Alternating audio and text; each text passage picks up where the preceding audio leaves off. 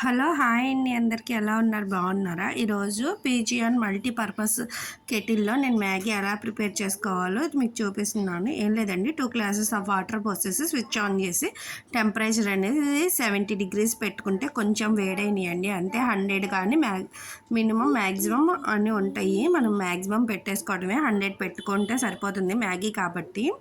ఇప్పుడు నేను కొంచెం వేడయ్యాక అందులో మ్యాగీ అనేది వేస్తున్నానండి. నేను మ్యాగీ కూడా వేసేసి కొంచెం సేపు ఉంటే అది కుక్ అయిపోయింది.